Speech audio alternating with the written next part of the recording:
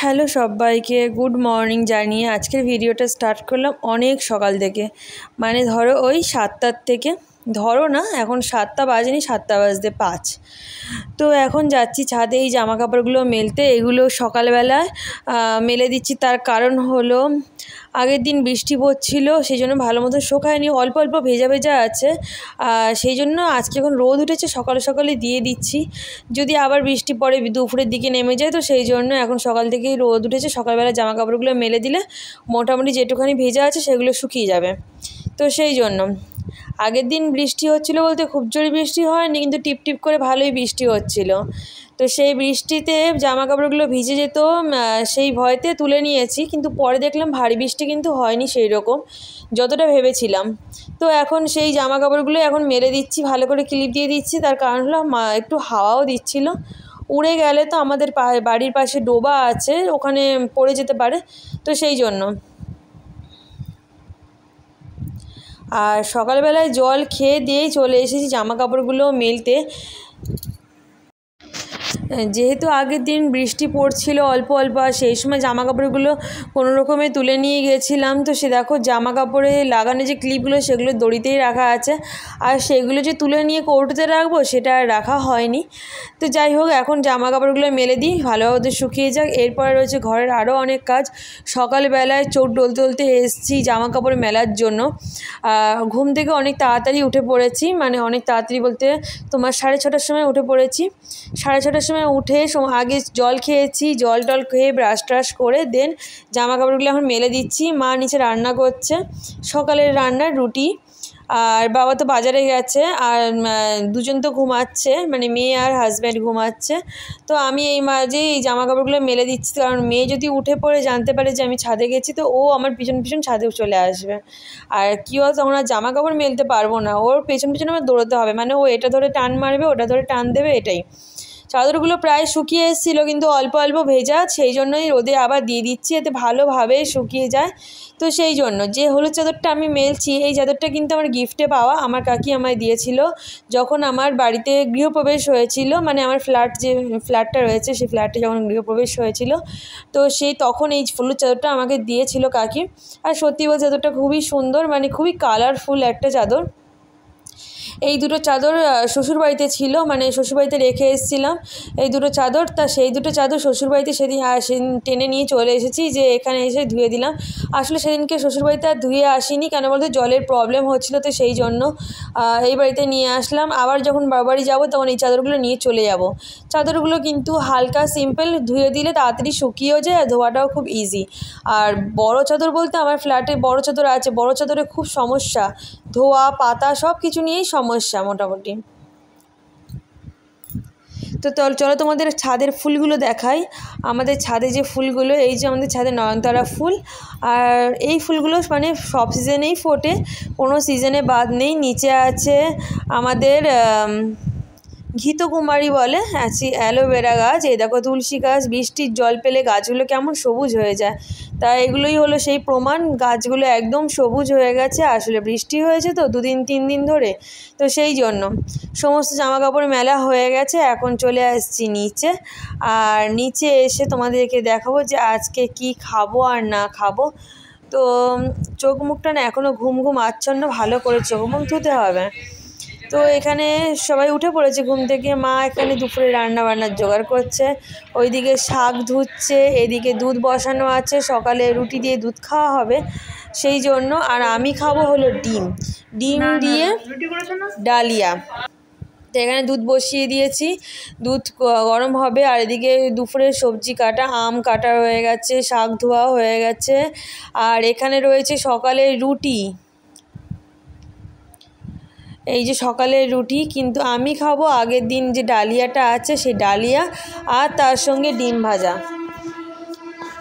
আজকের আবহাওয়াটা কিন্তু খুবই ভালো, আর এই বেশ কিছুদিন ধরেই আবহাওয়া ভীষণ ভালো। তো আমি মানে ওকে বলছিলাম যে চলো কোথা থেকে ঘুরে আসি।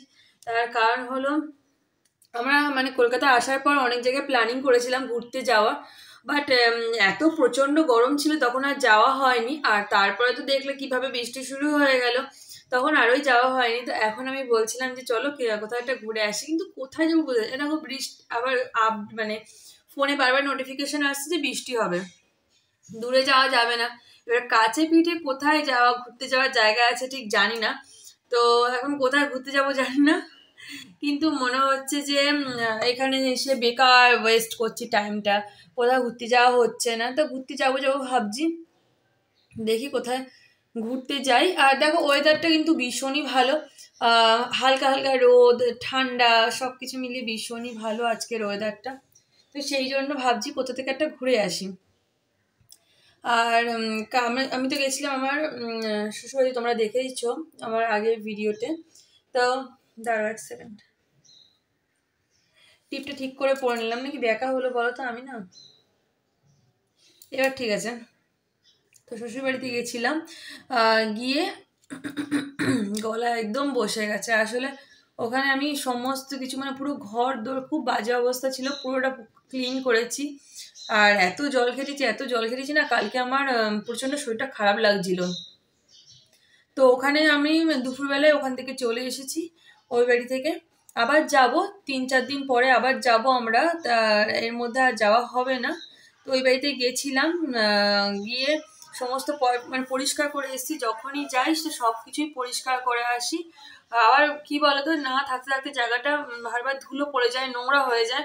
তো আবার কিছুদিন পরে গেলে আবারও পরিষ্কার করতে হবে। বাট আমি তো অনেকটাই পরিষ্কার করে এসেছি, রান্নাঘরে অতটাও পরিষ্কার করতে হবে না, একটু ওপর ওপর পরিষ্কার করলেই মোটামুটি হয়ে যাবে। তো এই হচ্ছে ব্যাপার। আর এখন রয়েছি বাবার বাড়িতে, তা এবার আমরা চলে যাব আমাদের নিজেদের বাড়িতে।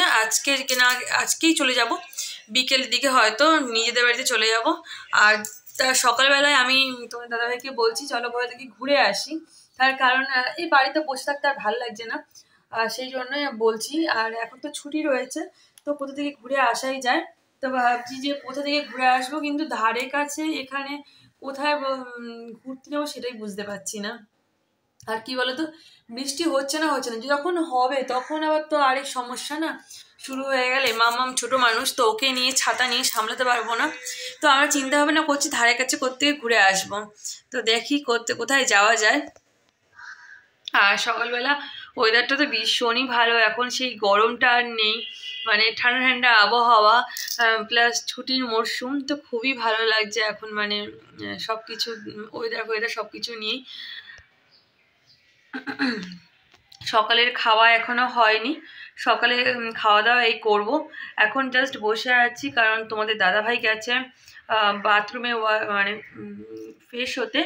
আর মামাম ঘুমাচ্ছে, ওকে এখন ডেকে দেবো, কারণ 9টা বাজতে যাচ্ছে, ওকে ডেকে দেবো। আর আমি এই বসে আছি বারান্দায়। আর দেখো এই যে রোদে কিন্তু মানে রোদ উঠেছে ঠিকই, কিন্তু অতটা কিন্তু গরম নেই। আর রোদটা ভাগ্যিস উঠেছে, নাহলে জামা কাপড়গুলো একদমই শুকাবে না। আজকেও কিছু জামা কাপড় আছে ধোয়ার, সেগুলো আমি ধুয়ে দিয়ে দেবো কিছুক্ষণ, মানে খাওয়া দাওয়া কমপ্লিট করে। আর ওকে বলছি তাড়াতাড়ি খাওয়া দাওয়াটা সকালে কমপ্লিট করে দিতে, তাহলে তাড়াতাড়ি মানে যেতে পারবো, যেখানেই যাবো তাড়াতাড়ি বেরোতে হবে না, মানে আবার স্নান আছে খাওয়া আছে। তো এই আর ঘরে ভালো লাগছে না, তাই বলছি একটু চলো বাইরে থেকে ঘুরে আসি। আর এখন করব রান্না, মানে আমি যে সকালে খাবারটা খাবো সেই রান্নাটা করব। যেহেতু মেয়ে উঠে পড়েছে ঘুম থেকে, সেজন্য মেয়ের খাবার আমি রেডি করে নিয়েছি। আর তোমার দাদাভাইয়ের খাবার আমার দেয়া হয়ে গেছে, এখন করছি নিজের জন্য ব্রেকফাস্ট। তো আমি বলেছিলাম আমি ডালিয়া আর ডিম টোস্ট খাবো, তো সেই জন্য সেগুলোই রান্না করছি। ডালিয়া তো আগের দিন করা ছিল, সেটা জাস্ট গরম করব। আর এই যে এখানে অমলেটটা বানাবো, একদম কেটে ডাইরেক্ট কড়াইতে দিয়ে দেবো। এভাবেই আমি অমলেট করি, আমার এটাই মানে সুবিধা হয়। তো ডিমটা ভালো করে ভাঙতে পারিনি, তার আগেই বেরিয়ে গেছে। এই ডিম আমি আগে ভাঙতে পারতাম না, মানে সত্যি কথা বলতে ডিম আগে ভাঙতে গেলে পুরোটাই ভেঙে যেত। কীভাবে ভাঙবো, মানে আমি একটা ডিম ভাঙতে গেলে মানে আমার দাদাকে ডাকতাম, নাহলে মাকে ডাকতাম। এখন শিখে গেছি, প্রথম দুবার একটু মানে ভুল হয়ে গেছিলো, ডিমের খোসা পড়ে যেত, মানে সমস্যা হতো, তারপরে আস্তে আস্তে ঠিক হয়ে গেছে। তো এখন এই যে ডিমটাই ভেজে নিচ্ছি, ভেজে এবারে এর মধ্যেই আমি ওই তোমার আগের দিনের ডালিয়া যে অল্প একটু রয়েছে, তো সেটা আমি গরম করে নেব। আর আলাদা করে কড়াই জোগাড় করব না, এর মধ্যেই এটা করে নেব গরম। সকালবেলা না প্রতিদিন আমার ওই রুটি খেতে ভালো লাগে না বলে নিজে কিছু নয় ডিম ভাজি, নাহলে পরোটা করি, নাহলে লুচি করি, কিছু একটা করি। আগের দিনের ভাত থাকলে খেয়ে নিই, সবথেকে ভালো লাগে আগের দিনের ভাত, পান্তা ভাত কিছু থাকলে সেগুলো খেয়ে নিই।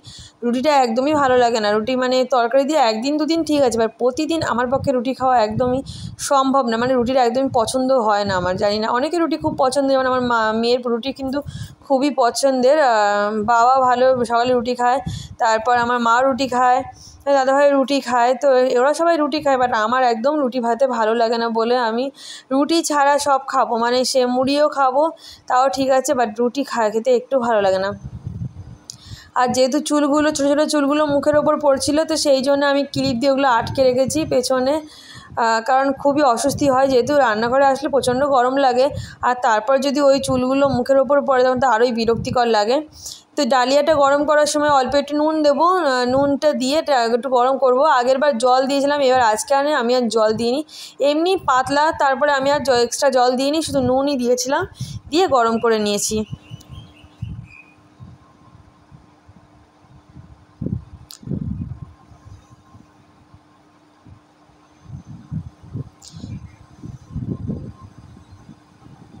তো মোটামুটি ডালিয়া আমার গরম করা হয়ে গেছে, এবার গ্যাসটাকে বন্ধ করে দেব, আর সকালের টিফিনটা আমি করে নেব। বিকেলে তো রান্নাবান্না তোমাদের দেখালাম, শাক ভাজা হবে, আমের চাটনি হবে, আর তার সঙ্গে হবে মটন, যেটা বাবা নিয়ে এসেছে। মটনটা আজকে আমিই করব, একটু স্পেশালভাবেই করার ইচ্ছা আছে, আর ফার্স্ট টাইম এইভাবে করছি, আমি যতটা ভালো করব ভেবেছিলাম ততটা কিন্তু ভালো হয়নি। আর এই দেখো আমার অমলেট আর ডালিয়া কিন্তু সকালের খাওয়ার জন্য রেডি। তাই এখানে মামাম একটু জল খেয়েছিল, তো সঙ্গে সঙ্গে তো জল খেয়ে খাবার খায় না, তো জল খেয়ে একটু বসেছিল, তোর বাবা রুটি খাচ্ছিল, ওখানেই একবার একটু একটু করে খাচ্ছিল বাবার সাথেই। তারপরে ওর জন্য তো রুটি আমি দুধে ভিজিয়ে দিই, তারপরে সেটাকেই পেস্ট করে, মানে পেস্ট মানে আমি মিক্সার মেশিনে দিই না, আমি নর্মালি হাতে পেস্ট করে বা যেটা ম্যাশার আছে সেটা দিয়ে পেস্ট করে ওকে দিয়ে দিই। তো এই যে ওর খাওয়া হয়ে গেছে, মামামের খাওয়া, সবার খাওয়া কমপ্লিট করার পর আমি এই ঘরে বিছানা চাদরটা চেঞ্জ করে দিচ্ছি। আর এই যে এই বিছানা চাদরটা অনেক দিন বলতে 2-3 দিন পরই চেঞ্জ করা হয়, তো 2 দিন হয়ে গেছে, তো সেই জন্য কোলবালিশের ওয়ারটা চেঞ্জ করবো ভেবেছিলাম, কিন্তু এমন গিটটি আমি খুলতেই পারিনি, তো সেই জন্য আমি আর চেঞ্জ করিনি। আর এই যে কোলবালিশের ওয়ারটা আমি রেখে দিয়েছি, চেঞ্জ করতে পারলাম না বলে এখন বালিশের ওয়ারগুলো পরিয়ে দিচ্ছি, আর ওয়ারগুলো পরিয়ে এখন বালিশগুলো রেখে দেবো। বিছানা কেমন গোছানো হলো অবশ্যই কমেন্টে জানিও।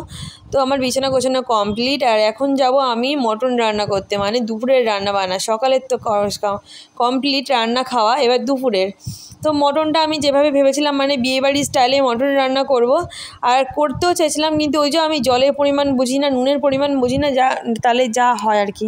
আমি ফার্স্টে জল দিয়েছি মটনটাকে সেদ্ধ করার জন্য, সেই পরিমাণটা এতটা বেশি হয়ে গেছে নিজেও বুঝতে পারিনি, আর সেই জন্যই না টেস্টটা ঠিক সেরকম আসেনি, নাহলে খুব সুন্দর একটা টেস্ট আসতো, সেটা আর আসেনি। মোটামুটি ভালোই হয়েছিল, নর্মালি হয়েছিল, মানে নর্মাল দিনের মতনই হয়েছিল, কোনো এক্সট্রা সেরকম কিছু হয়নি। হয়ে গেছে, মটনটাকে ফার্স্টে প্রেশার কুকারে সিটি দিয়েছি, নুন, হলুদ আর গোটা এলাচ, গোটা দারচিনি দিয়ে, তারপর কড়াইতে সমস্ত মশলা দিয়ে মাংস দিয়ে ভালো করে কষিয়ে আবার প্রেশার কুকারে দিচ্ছি, তার কারণ এই কড়াইটাতে মা শাক ভাজা করবে, পটল ভাজা করবে, ডাল করবে, তো এই জন্য প্রেশার কুকারে দিচ্ছি, আবার প্রেশার কুকারে জাস্ট 3-4টে সিটি দেবো, ব্যাস, তাহলেই হয়ে যাবে মটন রান্না।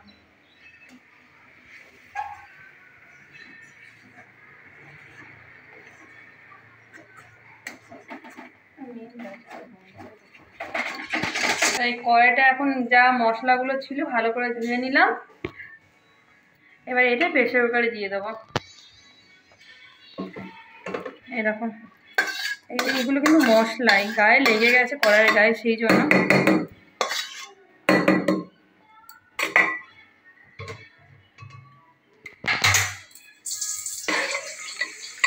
এখানে একটু জল যাবে, এটা হলো সেদ্ধর জল, মাংস সেদ্ধ করার সময় সেই জলটা। এখন ওই জলটাই দিয়ে দেওয়া হচ্ছে।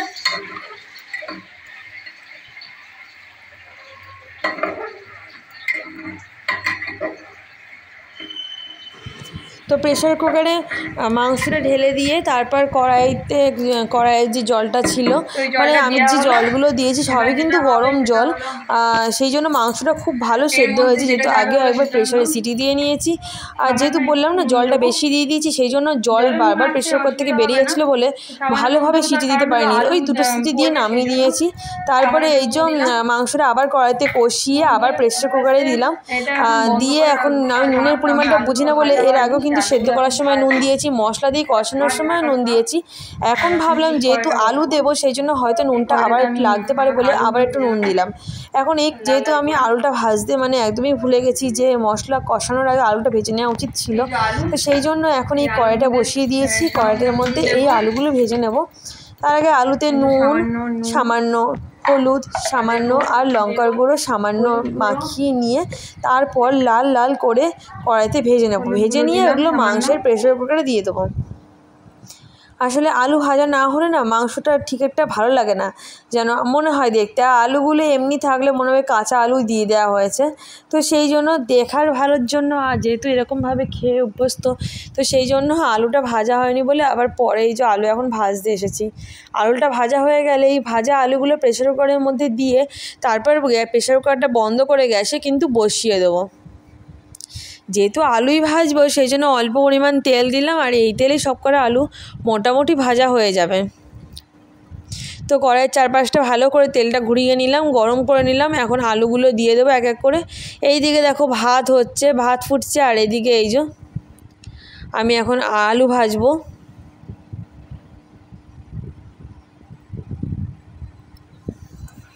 তেল ভালো করে গরম না হয়ে আসলে আলু দেওয়া উচিত না, তাহলে আলু কিন্তু লেগে যায় কড়াইতে। সেই জন্য তেলটা আমার খুব ভালোভাবে গরম হওয়ার পরেই আমি কিন্তু আলুগুলো কড়াইতে এক এক করে ছেড়ে দিচ্ছি।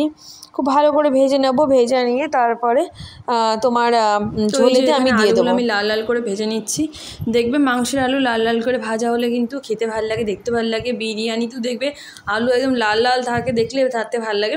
মানে সাদা সাদা ফ্যাকাশে আলু খুব একটা ভালো লাগে না, তো সেই জন্য আলুগুলো লাল লাল করে ভেজে নিচ্ছি। কী বলতো আগে ভাজতে ভুলে গেছিলাম, সেই জন্য আবার এই কড়াইটা বসিয়ে ভাজতে হচ্ছে। এরপর মা আজকে পটল ডাল করবে, আর ওই দেখো প্রেশার কুকারে আমার কিন্তু মাটন কমপ্লিট, আর এখানে মা পটল দিয়ে ডাল বসিয়েছে, আর করবে আমের চাটনি। ব্যাস আজকে দুপুরের খাওয়া দাওয়া এই। এখন মা রান্না বসিয়ে বা একটু ফোন ঘাঁটছে বসে বসে, আর কি মাসিকে ফোন করবে সেই জন্য ফোনটা দেখছিল। আর এখানে ভাত তো হয়ে গেছে, আমের চাটনি হবে, আর মা শাকটা ভাজা করবে। এই হলো আমাদের আজকের মেনু।